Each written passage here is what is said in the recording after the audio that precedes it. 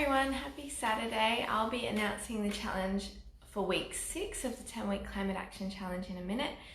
But first I wanted to recognize that we're halfway through. We just finished week 5 and I wanted to recap the challenges so far. So I've got my reward chart here, or the can-do board. So for week 1, it was about sharing that we're doing the challenge. This is about letting other people know as a kind of way to inspire them, but also a way to sort of hold us a bit more accountable. Week 2, we looked at divesting, and week 3, we looked at food. However, for that week, you do need to maintain the change till the end of the challenge. So that was also the same as last week, where we looked at, so week 5 was about our energy consumption in the home, whilst week 4 was a bit different. That was about attending a climate related event, either in person or online.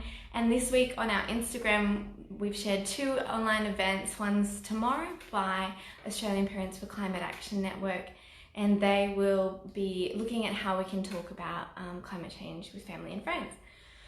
So you might have noticed that there's, 2 challenges that really look at, I guess, what we might call traditionally our carbon footprint, and we've got 2 challenges that are looking at what we call our climate handprint.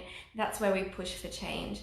This week we're again looking at our carbon footprint, and within the challenge we do look at the main areas that individuals contribute to fossil fuel emissions. So this week, for week 6, we're going to be looking at transport emissions.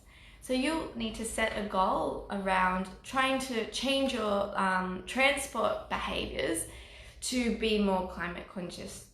So there's many different ways you can do this. This might actually be a good time for some people, because I know at least around sort of Sydney and maybe Melbourne, people are looking at returning to work after lockdowns, after doing a lot of work at home where you didn't have to create so many emissions when you're working from home. So in changing your transport behaviour for week 6, you might look at, well, what can I do around going back to work? Could I catch the bus more? Or maybe I want to talk to my employer about working from home for a few days a week. So it's really up to you. There's some suggestions in the post that's coming up. It's endless really. You can look at trying to ride a bike more or carpooling, things like that. So that's the challenge for week 6. We love to hear how you're going with the challenge. We realize, for 10 weeks, it is quite a long period of time. It is a challenge, but we also break it down. So we focus on one thing a week.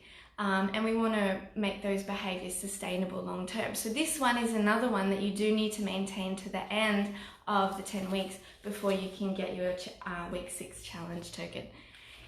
Great, so that's the end of the announcement. I hope you have a lovely weekend and let us know how you're going. Bye.